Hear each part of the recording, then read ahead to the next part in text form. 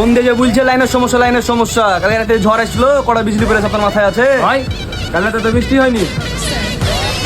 হ্যাঁ আচ্ছা কিছুক্ষণ কষ্ট করেন আমি লোক পাঠাচ্ছি লাইন ঠিক করে দিচ্ছে কাস্টমার ভালো সাজো নাকি বলছি বৃষ্টি আছে আর বলছি বৃষ্টি আসেনি নাটক করা দিবে একবারে সত্য দাম না নাকি ভাই আমার একদিন দিন আসবে। ফিরে খেলা তো কি খবর সব জানতো শামসের নাকি তুই আরে দাঁড়াক ধরা এসেছে কটা বাজে কে জানি রে খেলা তো 8টা-9টা বাজছে মনে হয়। আর নাই মা কই নাই মা আসেনি। ওরই কোনো খবর না আর মামার তো খবর নাই সকাল থেকে ওই কটা আসছে রে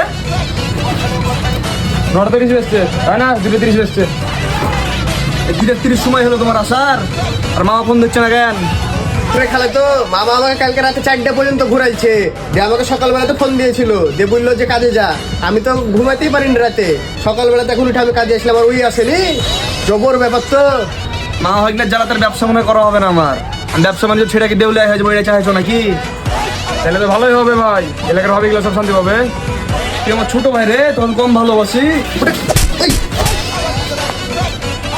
নাটক করো এখানে এসে নাকি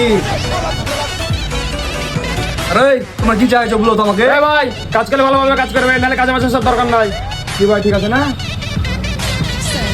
তুই আমার কথা শুনিস তুই এদিকে বলে যাচ্ছিস কেন আরে কি করবো বলো তো আর বলিস না খেলা তো প্রতিদিন রাতে 3টা-4টা বাজে যে বাড়ি ঢুকতে এদিক ওদিকে ঘুরে বেড়াচ্ছে আর ওর পিছে। এভাবে করলে তো চলবে না। নাই মামা যদি বেশি খিদির করার কাছ থেকে বাদ দিয়ে দিবো এভাবে তো চলা যাবে না। ব্যবসা বাণিজ্য সব লাটে উঠে যাচ্ছে আমাদের।